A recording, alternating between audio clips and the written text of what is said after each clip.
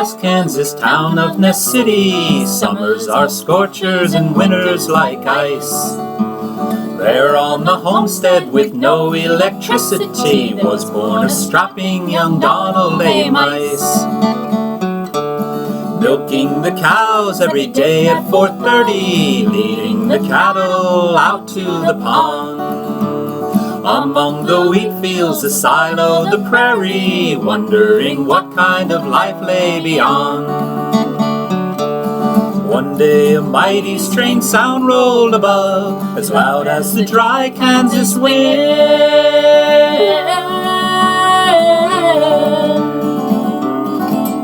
He prayed that they'd get rain, but it was a jet plane, and he knew that on that jet his dreams were pinned. But there he remained on that farm just outside of Ness City, first in his class and always first done.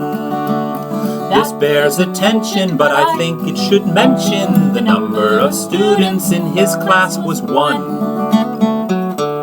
Then off to high school in swanky Ness City, or in the barn shooting hoops late at night.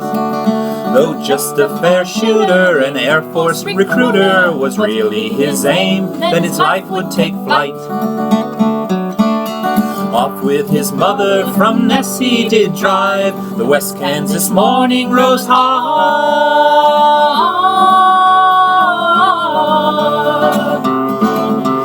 But before twilight, the doc said, your eyesight is just as weak as your 3-point shot.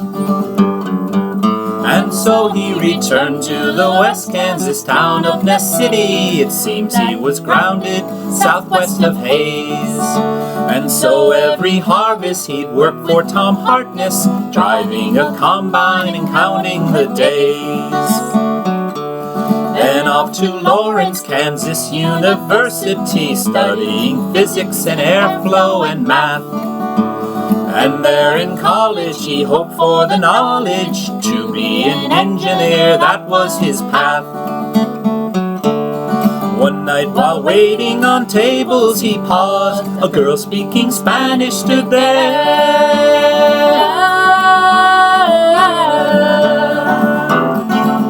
And though she was Irish, he said that it's my wish to get out of Dodge as fast as I dare. And so they were married and they moved to the West Coast near Pasadena, working at Douglas, light years from Ness. Far from the cattle, the combine, the farmhouse, the cornfields, the chickens, but I digress.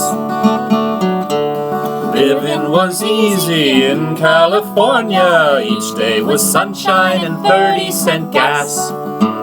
But with a baby, the missus said maybe we should return to cold eastern Mass. Up in the tiny black Beetle he drove, he'd soon own a house in the snow.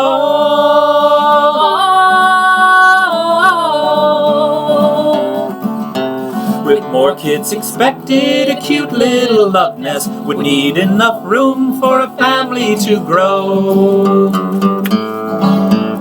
Working for IBM there in Andover, he thought with 5 children his life had improved.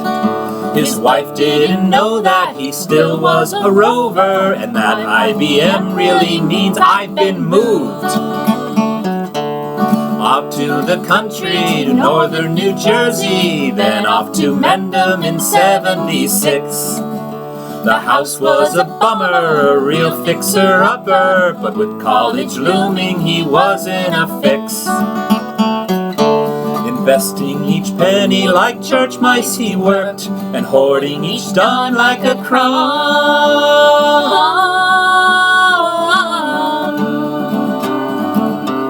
Camelback, Hilton Head, Gagnon, and Gilder, and least of all let us remember the slum. And ahead of the taxman he moved far from Jersey to South Carolina, enjoying the grits, the fried chicken and ribs.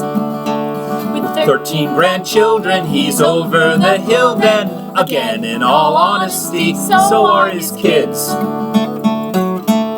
So now we honor the boy from Ness City. The lad that we think of is 80 years young. Let's make it clear, though you may be no hero, at the very least you can't say you're unsung. Happy birthday, Grandpa. Much obliged.